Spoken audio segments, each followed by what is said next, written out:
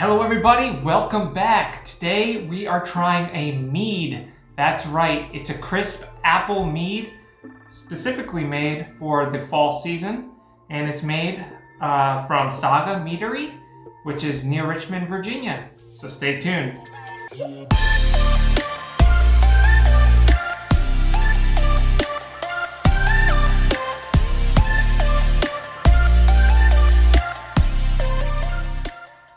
Hello everyone, welcome to corkandjava.com, your go-to place for coffee and wine reviews and how-tos. On this channel, we like to expand and enrich your experience with all your favorite beverages. Make sure you hit the subscribe button so you never miss a video. Yep, we are your #1 source for all things beverage on the internet. So make sure to check us out at corkandjava.com. So today, what are we trying? We are trying a mead from a winery that we visited. It's actually not from the winery we visited. It's from a separate winery that doesn't have a tasting room. Oh. So that's why they... Just kidding. Yeah, we went to a winery today and we bought someone else's wine. But yeah, this is a apple mead, and it's made specifically for the fall season. It's got apple and a bunch of different spices in, and if you don't know, mead is some people call it a honey wine, some people have just call it mead. There's a debate whether it should be its own thing or in the wine category.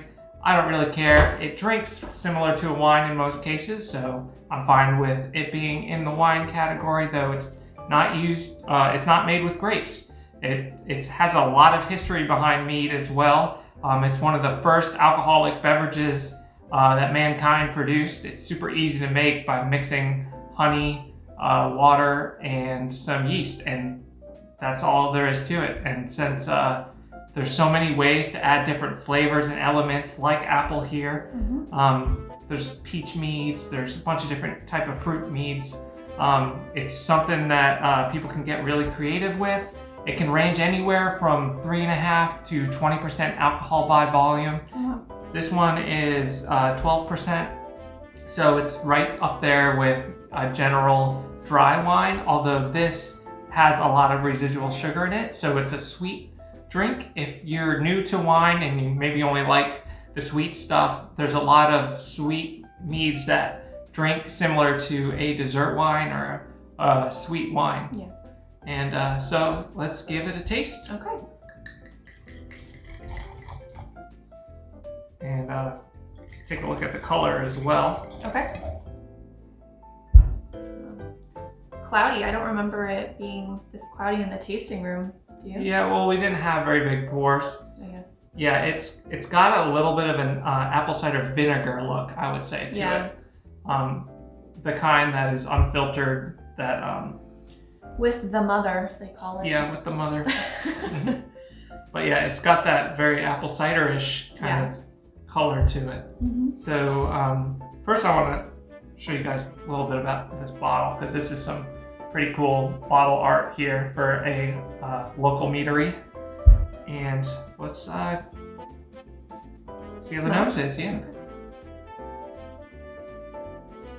You get a lot of apple and I would say cider-ish notes. Like we just had on our Facebook group, we did a live tasting of an hard apple cider. This is a lot more apple cidery to me than the hard cider that we tried, which was more like a hard apple juice in my opinion. This has a lot more spices to it and kind of like that cinnamonness. You don't get too much honey on the nose, but if I remember correctly, I did get a lot of honey on the palate. Yeah, but it's getting just really gorgeous fall apple flavor. This really is a great pickup for the season. Like harvest this into like a candle. This would be perfect for like a fall candle. Yeah, I think so too. All right, shall we give it a taste? Yeah.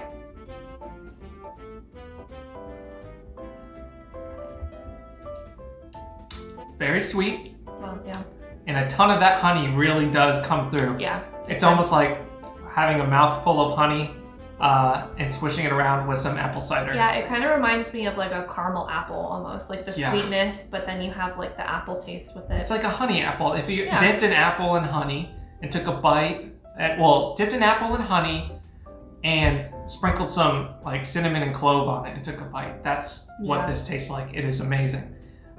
They had another mead at this winery that we went to, but out of the two of them, this one was definitely my favorite, especially for the fall season that we just kicked off. Yeah, the other one was a citrus wine that I had a glass of while we were there, and it was also very nice. Yep, and this is at 12% alcohol by volume, but that's really dangerous because you don't taste any... You don't feel it until it's too late. Any alcohol in it at all, and with the residual sugar in there, you're not going to feel the effects of the alcohol quite as much as if it was a dry for sure, mead. But definitely, in my opinion, I like my meads on the sweeter end because I like to taste that honey. I've had some meads that are drier and they just, like, you lose that honey characteristic that you got, so I'm glad that they stopped fermentation short and allowed quite a bit of residual sugar still in this one. Yeah, that's really nice. It's very smooth, really easy to drink, perfect for a fall day. Yep, or slaying your enemies if you're a Viking. Vikings like mead, I think. It's in Nordic mythology. So, yeah. Come home after a long day of slaying your enemies and want to kick back and relax with some mead. Yep, exactly, out of a skull or a sheep's horn. Viking horn or something, yeah. Anyway, how would you rate this? We picked this up for, I think, about $23, by the way, too. So it's not going to fit in our best wine under $20, and also with it being a mead and it being controversial whether that's a wine or not, we're just going to keep it in just the wine category and not go into best wine under $20 list. Okay. That's fair. Yeah, it's really sweet. Judge it based on meads that you've had, and not based on wines. Yeah, I am. Okay. It's really sweet, but it's not like cloyingly sweet. It's not overpowering.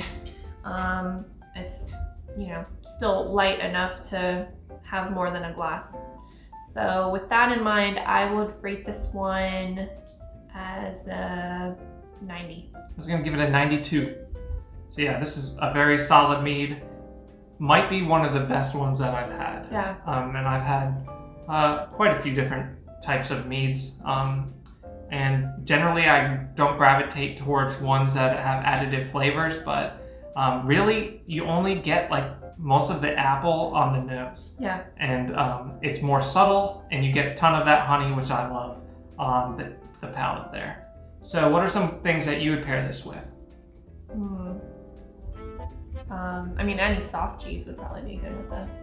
That's true. I think a cream cheese, if you're talking cheese, would be really good with this. I was thinking like a like cream cheese with some like jam or something like mixed with it. I was thinking like sweet pastries, like cinnamon roll, or a donut. A jelly donut would be so good with jelly, or the apple filled donut. Maybe would be good. But I think like an apple pie would go well with this too. Yeah. Something that's fairly sweet dessert, but not a super sweet dessert, because you always, when you're pairing a dessert wine with a dessert, you always want your wine to be a little bit sweeter than whatever dessert that you're tasting, or else if the dessert is sweeter, then the wine's going to start to taste bitter. Right. So it's always good to make sure when you're pairing dessert and wine that your wine is a little bit sweeter than your dessert. Comment down below with what your favorite mead is. If you've ever tried it before, let us know. What's your favorite? What have you tried?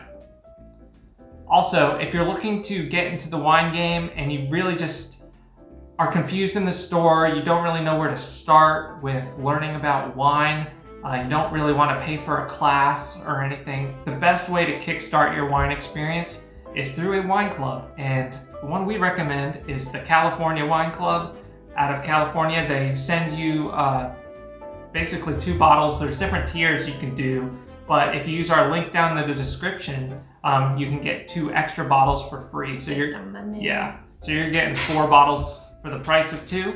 And each month they'll send you 2 different bottles from a select California winery. That's usually small family-owned wineries that you're not going to be able to find in most places throughout the United States. So it's usually really unique stuff, and you get some really awesome stuff where most of the stuff in your grocery store is more mass-produced, very large-scale wine operations where you get a little bit more creativity and a little bit more love in the glass. When it's coming from a smaller-owned estate, you get a little bit more flavor from the terroir or the region it comes from in California. So if you're looking to jumpstart your wine experience and get a ton of information about wine and have it all selected for you, check out that link in the description for the California Wine Club. All right, guys, that's gonna do it for us here. Make sure you find us on Facebook and Twitter and Pinterest. Especially Facebook, we've got a great group of people there. We like to record some live videos there. Right, I was just gonna say, we have occasional live videos, so make sure you check those out. We're looking forward to seeing you guys online, so until next time, bottoms up.